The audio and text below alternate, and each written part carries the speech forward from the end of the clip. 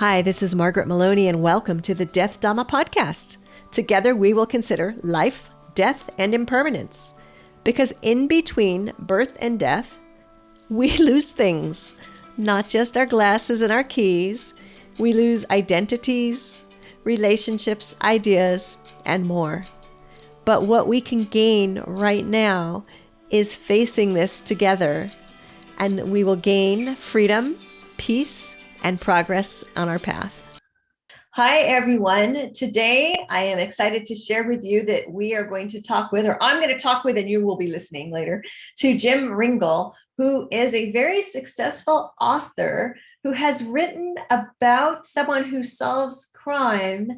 And this detective is a Tibetan Lama. And so it is a really amazing way to work Buddhism into fiction and throughout the stories to learn some of the important pieces of Buddhism. Whether you're a Tibetan Buddhist or not, there are going to be pieces that are going to resonate with you. And on that note, I would love to introduce Jim and let him speak to us a little bit about himself and his background. So Jim, take it away. Well, thank you, Margaret. I appreciate that. My name is Jim Ringel, and I'm the author of the Lama Rinzen mystery series. These are, I like to call it a Buddhist mystery wrapped inside a crime mystery. So they're typically, the Lama is reborn into one of the six Buddhist realms, the hell realm or the hungry ghost realm, the human realm, the animal realm, warring Titan realm, or the God realm. And in that realm, he's really there, or she is really there, because the Lama could be reborn as either a male or a female in any given book. And the Lama is there to learn the lesson of that realm to help them advance along their path toward enlightenment. And in learning that lesson, typically encounters a crime that needs to be understood and solved. And that sort of helps along the path, but oftentimes the crime results in the Lama's death, which then allows the Lama to be reborn into the next book and into the next realm. So Jim, we've got Lama Rinzen solving these crimes, being reborn, and each part of his adventure, each book begins with him or her, right? Being reborn. What shapes his rebirth, and why is this important? Yeah, okay. Great question. First of all, how I understand rebirth as sort of like every moment is really the rebirth of the preceding moment. If we look at our lives, in a very microcosmic way, every moment that occurs is really just a rebirth of what had occurred just before. And so every moment is really a reflection of the previous moment. Well, in that way, I really think about each lifetime that the Lama is reborn is a reflection of the previous lifetime. And we talked a little bit about how in the novels, the Lama is in the realm and reborn to learn a lesson. Well, what are lessons? Lessons are things that are not necessarily always answers. A lot of times lessons are, what's the next question? And that's what happens. That's how rebirth sort of informs the Lama.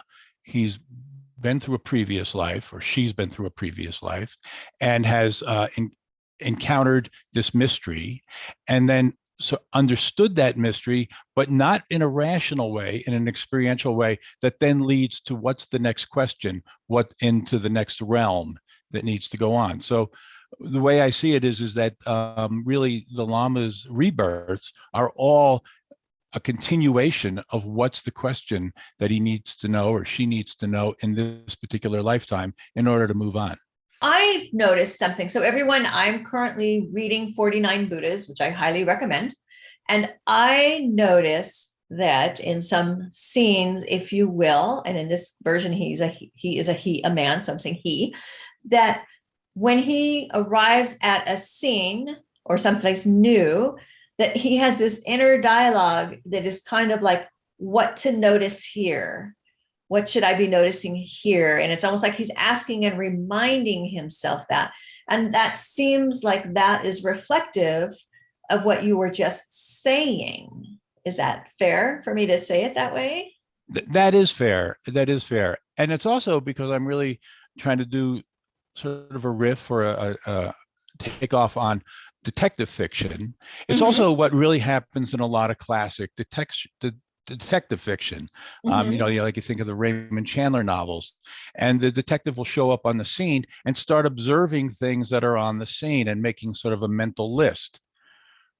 What's interesting in a detective novel is that, the detective is observing and seeing what's there, but always by casting his own or her own viewpoint of the world. Okay, their own culture, their own understanding of how things should be, their own morality, their code, really. And that's the things that they choose to select. Well, I'm doing the same thing with Lama Rinzen, and one of the lessons the Lama always needs to be learning is don't overlay ego atop of everything that you see, but try to see a thing as it truly exists. That, I think, is the core message of Buddhism and a lot of my practice. See what it really exists. I see that message in your writing, and I'm appreciative of it, because there are times in my life every day when I can remind myself of that message. And so I appreciate that. Now, there's something else I noticed as well, too. So while we're talking about rebirth and reincarnation, so I spend more time in Theravada Buddhism, and I only bring that up because there are differences, right, across our traditions. Yes. In terms of how we think of rebirth or reincarnation. For example, in Theravada, we may be more likely to say rebirth. What I noticed, I think, and I'm looking to your expertise here, is that in this book, the book I'm reading, 49 Buddhas, when we are introduced to him and he is new in this life, I think that's where we're meeting him at the beginning of the book. He's a fully formed, grown adult. Yes.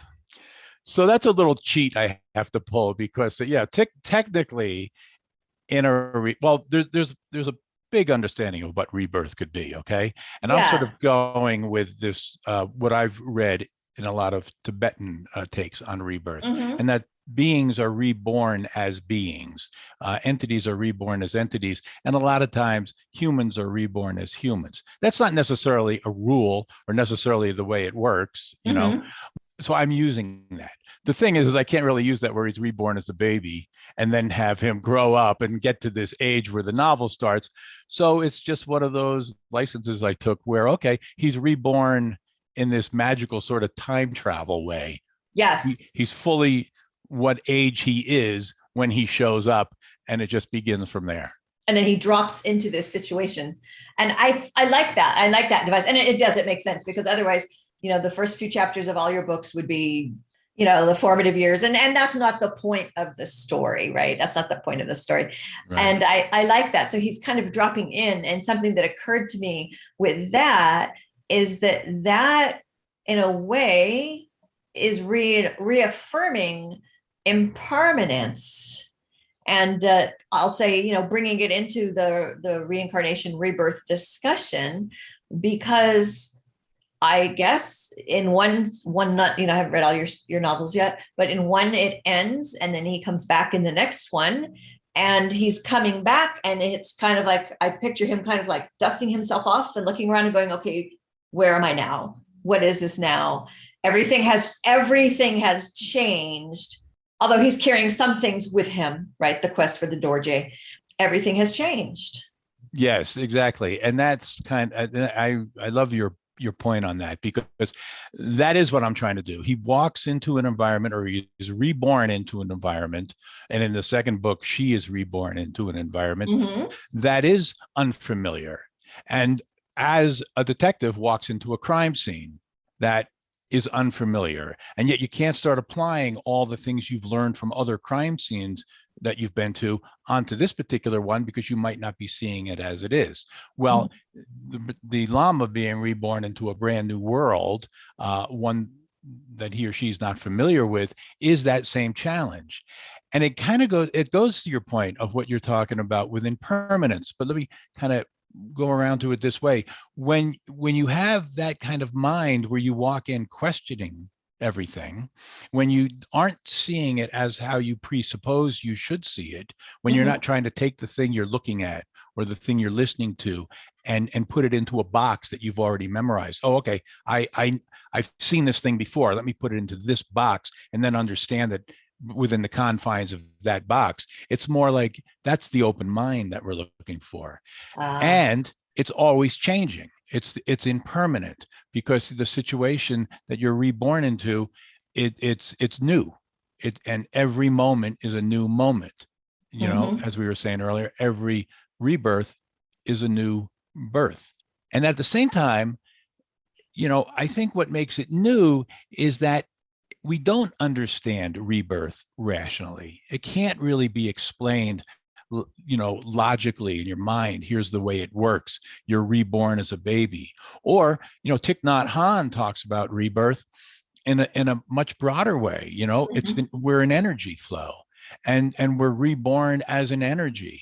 And so we may die and be buried and be the energy that then feeds the flowers that are growing out of that soil. And that's our rebirth in those flowers.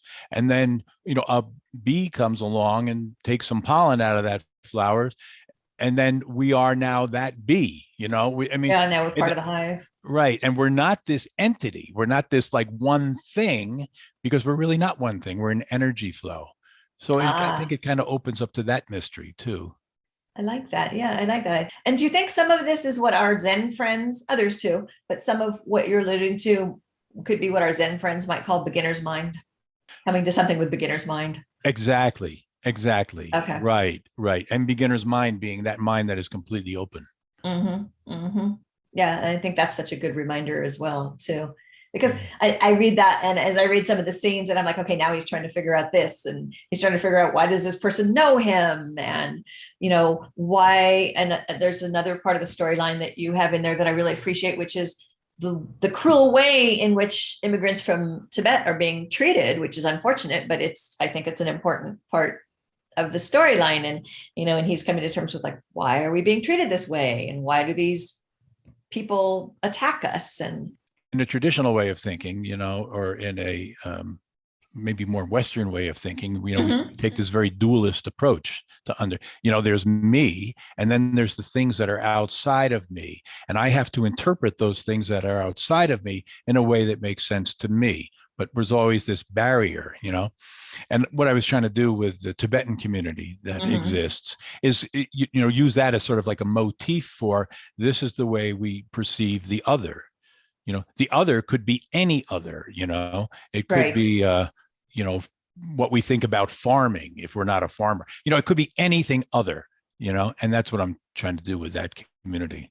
It sure is. It sure is. We sure, as human beings, I really feel like that is something that if we don't really work on it, we really do. If you are different than me, then you are other. That's a difficult thing. Now, you've already alluded to this, but there are times when he is male and there are times that he is female. And maybe you would like to share with us a little bit about why. Well, from a very relative point of view, he's male or female based upon the storyline that I'm envisioning. Okay. And so, for instance, in this next storyline, the novel Hidden Buddha, which is the second in the series, she needs to be female just because of things that are happening to her. It couldn't happen to a man, you know, and the things that she's trying to resolve about what is it that she's not remembering. Well, these are specifically female issues. Okay. And so, and also, again, impermanence, you know, I mean, even in my life, I mean, there's moments when I'm very male or masculine, but there's moments too where you learn, you know, I learn, take a more feminine approach to understanding this thing that is in front of me now, you know. Maybe that's oversimplifying it, but I mean, I think we have to kind of see ourselves as different things, because again, going back to Thich Nhat Hanh, we're really an energy flow. And I mean, that's really in support of how so many people now are able to come out and talk about fluidity, right? And that's a thing that I'm sure that people around me who were growing up at the same time I did had some similar thoughts or experiences, but it wasn't discussed. It wasn't something that was a thing that could be discussed. And so I think that this helps with that. Yeah, I think so. And you know, I did not have any, first of all, when I first started working on this series, fluidity was not as much spoken about, as it is now. Okay. Right. So it wasn't like that was informing how I wanted to approach this. Mhm. I really was coming to me from the stories. The story that I have sort of envisioned and I'm working on now for the third book, The Animal Realm, Lama Rinzen will again be a female, because I see the experience as a particularly female experience. Mhm. Okay. But yes, you're right. I mean, we're all a little bit of everything, I think. We're not a Sure. thing. We are, whatever the energy is that we are at the moment. And that energy's changed a lot by what's around us. And what about form? I think this may segue to this question. Let's see. In a hidden Buddha, you begin form is emptiness, emptiness is form. Will you tell us about that? Yeah, well, that right. And this is sort of a focus, and this is sort of the deepening in my meditation that I'm trying to understand. Okay, because I think at the core of it is the idea of emptiness. Okay. Mhm. Okay. So form is emptiness and emptiness is form. And in a real practical manner, we look at a thing. I look at my, computer monitor, right? And I know it's my computer monitor, not only because I'm seeing it, but because I'm seeing all the empty space around the computer monitor that makes it stand out. Form depends upon emptiness in order to come forward. You don't see form unless there's a contrast to it. There's something that's not form, that's not that form. All right. Okay. And then the deeper way is that everything is really a contradiction. I mean, maybe this is a little bit of a stretch, but it's like everything is like, it's not, no entity is ever really just one thing. It's a mix of so much more. It's a mix of so much more that what's around it. So that if you look at a thing long enough, you can see, here's its shape, here's its form. I can listen to music and I can hear, okay, there are the notes, but I'm also listening to the space between the notes and listening to the sound that isn't sound. And that's what makes the music. So things are entities again are an energy flow, and that energy flow is a mix of things that are seemingly opposite to one another, but are really one and really creating a oneness. That's really interesting that the thought of sound and the space in between the sound came up the other day in a discussion with someone. And he was making a similar point, which was, we can't have good communication without the spaces between the sounds, because we have to have that space in order to process the sound and then move on and process the next one. Auctioneers don't give you that space because they don't want you to have time to think. They just want you to buy things, right? That's a good point. That's a good point, right? That just came to my mind. Okay. Well, and earlier, as you were describing your books, you were alluding to the fact that, there's crime mysteries wrapped inside Buddhist mysteries. And so there's like this interesting juxtaposition there. And maybe you can tell us a little bit more about what you mean that, you've got a crime mystery inside a Buddhist mystery, and how do those things relate? Okay.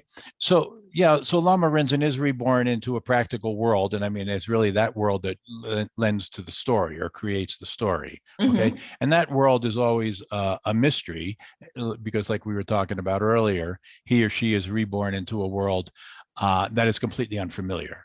And so how do we approach the unfamiliar? But in the process of then stepping through that world, we'll encounter a crime mystery. Okay. And the first one, it's a murder that has happened. Okay. But the Lama believes that in solving that murder, it might lead him to his goal, which is to find the sacred dorje. In other words, he makes a connection between the body and that body's connection to something about the dorje. Whether that's true or not true is sort of like what he's trying to figure out. That's the blind path that he's walking down. He tries to solve this mystery, not for the purpose of solving the mystery, the murder, but to get to his end objective, which is to find this sacred dorje. Okay. Of course, the search for the dorje is sort of a little MacGuffin in and of itself. Absolutely. And he keeps alluding to, he'll tell anyone who will listen to him, which people aren't doing a great job listening to him, that that's all he's here for. Like he wants to be very focused of this is all I'm doing. And Yes. I think most of us know that in life we don't usually get to be that way, but I'm still reading, and I don't, even if I had finished it, I wouldn't give any spoilers because everyone, you need to read it. He's in this area in Colorado, sounding pretty rough, pretty gritty. And you're doing a really good job, advising us that he's walking down this street where he's going to get jumped at any second and left in a snowbank because it's snowing in the part of the story I am in right now. And so are you going for this noir type? I am. I was really conscious of that. And it's set in the environment. It's set on Colfax Avenue in Denver, or the surrounding neighborhoods of Colfax Avenue in Denver. And I know the area well because I used to belong to a writers group, and I still go down occasionally, but they've moved since. That was just on Colfax Avenue. Okay. So I would be in this neighborhood a lot. And the street just fascinated me. First of all, it's the longest continuous street in the United States. Okay, that really is true. I noticed that one of the characters said that.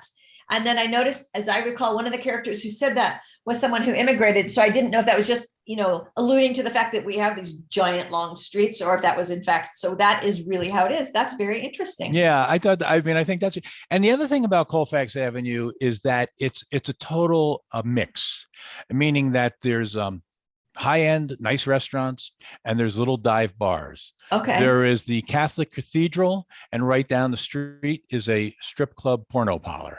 And it's all just a big urban mix. And right. And the city of Denver, to its credit, has made a conscious effort. When they do revitalization, they want to leave the pawn shops and they want to leave the things that cater to the people in the area at the same time that they, allow for other future development. So it's just a fascinatingly interesting strip avenue. Okay. And it certainly reads that way. And so here we've got, I'll say, the real world as we perceive it to be the real world. And we've got the Buddhist world. And so we've got Denver and Colfax. And then we've also got the Buddhist realms. And it seems like, he's definitely talking about I'm back in hell, and people who recognize him say, oh, sorry to see you back in hell. So we've got these realms. Can you tell us about the realms and what are they? How should we envision the realms? Oh, sure. Yeah. Because I think they're really an interesting backdrop.